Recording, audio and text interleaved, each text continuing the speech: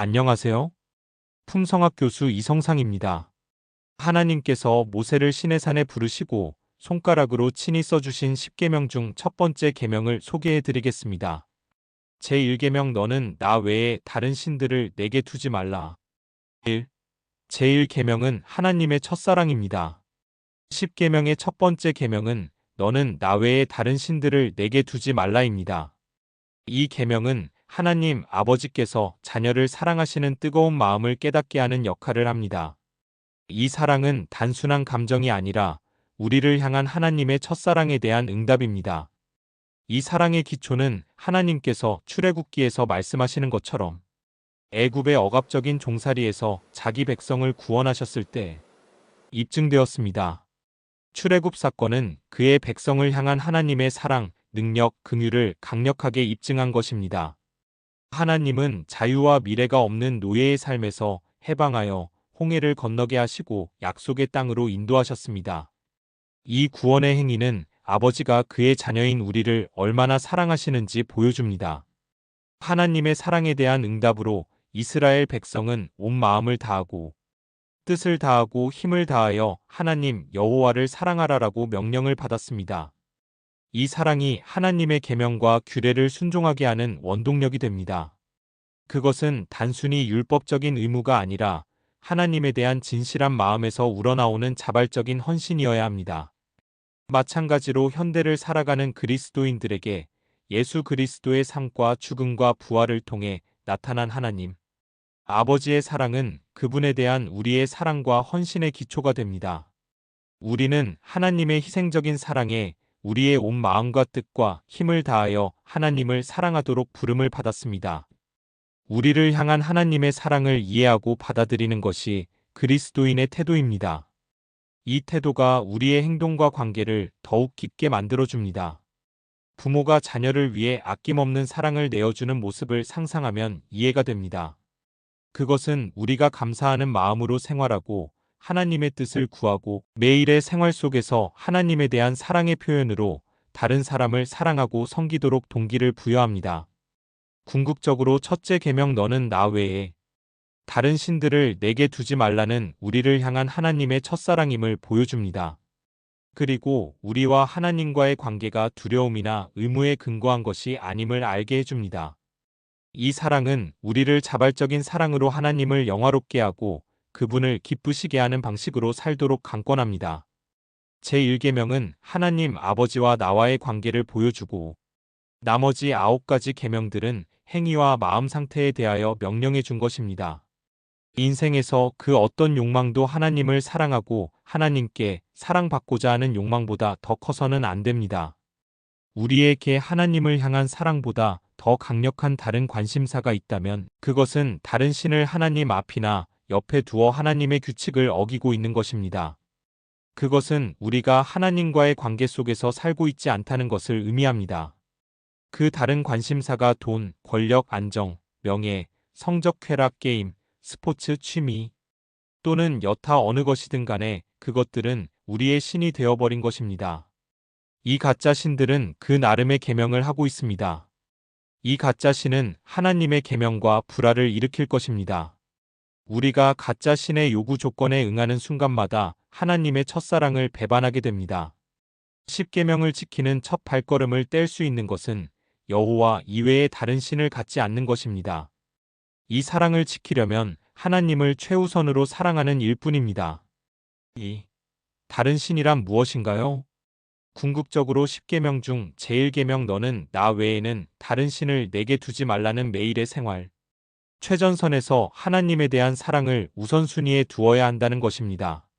그리스도인들은 하나님을 사랑하기 위해 일을 해야 합니다. 그렇게 함으로써 우리는 우리의 일과 영적 여정 모두에서 성취감을 찾을 수 있습니다. 그리고 이를 통해 부를 추구하는 것이 우리 마음에 있는 하나님을 대신하도록 허용하는 위험을 피할 수 있습니다. 하나님을 사랑하는 것과 우리의 욕망과 우선순위를 바꾸면 하나님에 대한 사랑에서 멀어지게 됩니다.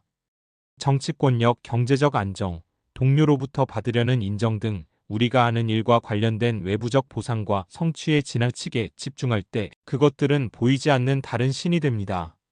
우리의 주요 관심사는 하나님의 사랑을 구하고 하나님의 뜻에 따라 사는 것입니다. 그런데 다른 사람에게 인정받는 것으로 괴로워하고 낙심에 빠져 있다면 우리의 궁극적인 충성, 즉 마음의 중심이 바뀐 것입니다. 사람들에게 인정받는 것이 우리의 개인적 성장과 하나님에 대한 헌신보다 더 중요해진다면 우리의 우선순위가 왜곡되었음을 분명하게 나타내는 것입니다. 사도 바울은 하나님의 인정보다 사람의 인정을 구하지 말라고 경고합니다. 갈라디아 서절에서 이제 내가 사람들에게 좋게 하랴 하나님께 좋게 하랴 사람들에게 기쁨을 구하랴. 내가 지금까지 사람들의 기쁨을 구하였다면 그리스도의 종이 아니니라.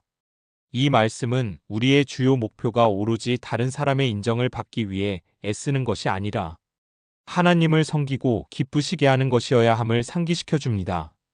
우리의 일상에서 남에게 인정을 바라는 것은 자연스러운 일이지만 그것이 하나님께 대한 우리의 헌신을 대체하고 우리의 성실성을 타협할 때 제1계명을 어기게 됩니다. 우리가 직장에서 열심히 일하는 궁극적인 목적은 하나님과 다른 사람들을 사랑하고 섬기기 위함입니다. 하나님의 가르침에 비추어 우리의 동기와 우선순위를 정기적으로 평가하고 그것들을 하나님의 뜻과 일치시키려고 노력하는 것이 중요합니다. 여기에는 우리의 가치와 정체성이 다른 사람의 의견이나 평가가 아니라 하나님과의 관계에 뿌리를 두고 있음을 인식하고 우리의 일에서 겸손하고 이타적인 태도를 기르는 것이 포함됩니다. 하나님에 대한 진실한 사랑을 유지하고 우리의 일에서 그분의 인도를 구함으로써 우리는 잘못된 우선순위의 위험을 방지하고 우리의 행동과 열망이 우리 삶에 대한 하나님의 소망과 일치하도록 할 수 있습니다. 신앙생활에서 우리는 이렇게 점검해 볼 수 있습니다. 하나님의 사랑이 직장에서 사람을 대하는 내 태도로 제대로 드러나고 있는지 아닌지를 스스로 물어보면 됩니다. 누구든지 하나님을 사랑하노라 하고 그 형제를 미워하면 이는 거짓말하는 자니 보는 바. 그 형제를 사랑하지 아니하는 자는 보지 못하는 바 하나님을 사랑할 수 없느니라. 우리가 이 계명을 주께 받았나니 하나님을 사랑하는 자는 또한 그 형제를 사랑할지니라. 3. 첫사랑의 품성에 대해 말씀드리겠습니다. 하나님에 대한 사랑을 방해하고 믿음을 타협할 수 있는 몇 가지 업무와 관련된 행동과 상황을 확인해 보겠습니다. 양심에 반하는 행동 우리가 깊이 간직한 가치와 신념에 반하는 일에 관여할 일이 생깁니다. 그것은 하나님을 기쁘시게 하려는 우리의 소망과 우리 직업의 요구 사이에 갈등을 일으킬 수 있습니다.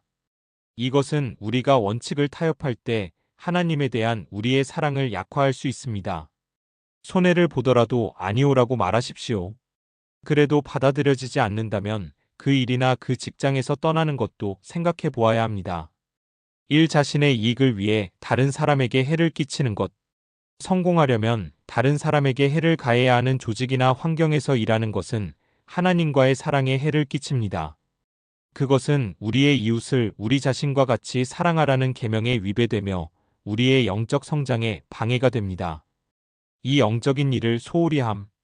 지금 하는 일이 너무 많아서 모든 시간과 에너지를 소비하고 기도, 예배, 휴식을 위한 공간을 거의 남기지 않고 하나님과 더 깊은 관계를 멀어지게 할 때 하나님에 대한 우리의 사랑이 방해받게 됩니다.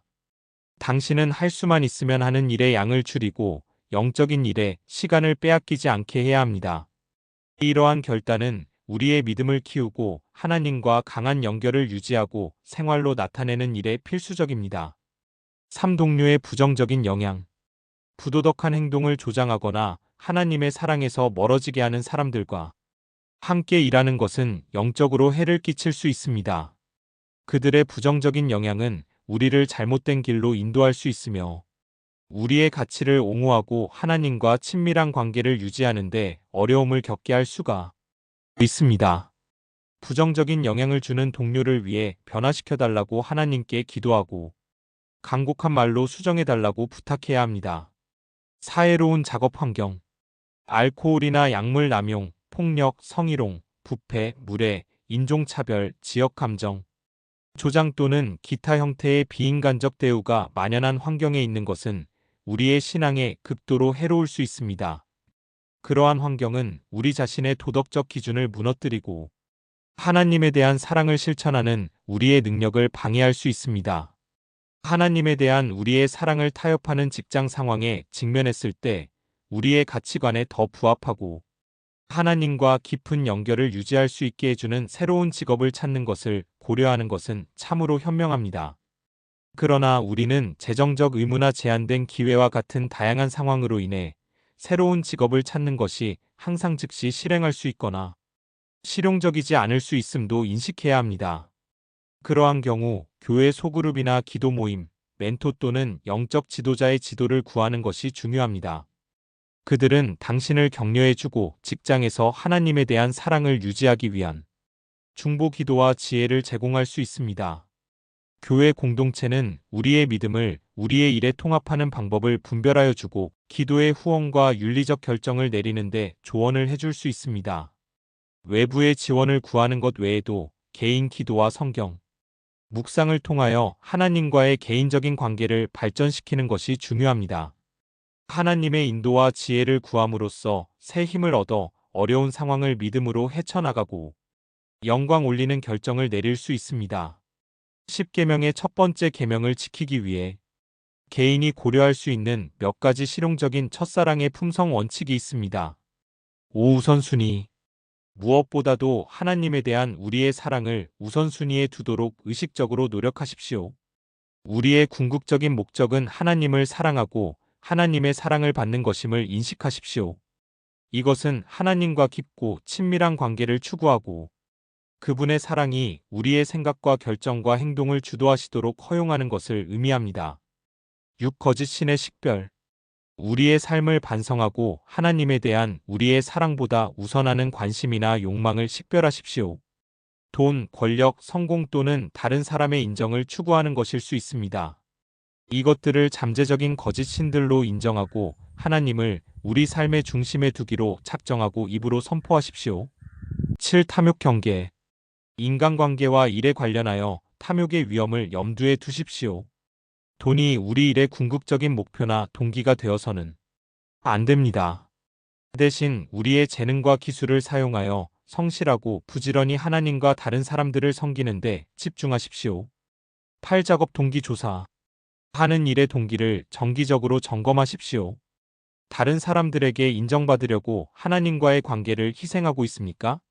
우리의 일을 통해 하나님께 영광을 돌리고 사랑과 존중으로 다른 사람들을 대하는데 초점을 맞추십시오. 9. 다른 사람을 사랑하고 존중. 동료, 상사, 부하를 사랑과 존경심으로 대해야 합니다. 우리의 일에서 만나는 모든 사람은 하나님의 형상으로 만들어졌으며 존엄과 보살핌을 받을 자격이 있음을 인식하십시오. 개인적인 이익을 위해 다른 사람을 조종하거나 학대하지 마십시오. 10일과 삶의 균형 유지. 기도, 예배, 휴식 및 하나님과의 관계를 깊게 할 시간을 마련하여 건강한 일과 삶의 균형을 위해 노력하십시오. 과로가 우리의 영적 생활을 방해하고 삶의 모든 영역에서 하나님에 대한 사랑을 실천하지 못하게 하는 정도까지 과하게 일하지 마십시오. 10일 지원과 인도. 우리가 하나님에 대한 사랑을 타협하거나 양심에 반하는 행동을 요구하는 직장 환경에 처해 있다면 외부의 지원과 인도를 구하십시오. 여기에는 새로운 직업을 찾거나 신뢰할 수 있는 멘토나 영적 지도자의 조언을 구하거나 우리가 직면한 문제를 헤쳐나가는데 도움을 줄 수 있는 지원 커뮤니티를 찾는 것이 포함될 수 있습니다. 이러한 첫사랑의 품성 원칙을 삶 속에 적용함으로써 우리의 믿음과 생활을 통합하고 하나님에 대한 우리의 사랑에 일치하는 행동을 하도록 노력할 수 있습니다. 하나님의 은혜에 대한 믿음과 첫사랑의 성품을 실행하고자 하는 의식적인 노력을 기울이십시오. 이를 통해 우리는 우리의 일이 하나님에 대한 우리의 헌신의 표현이 되고 다른 사람을 섬기고 사랑하는 수단이 되는 그리스도인의 성품의 삶을 살아갈 수 있습니다. 하베스트 대학교 기독교 윤리학 교수 이성상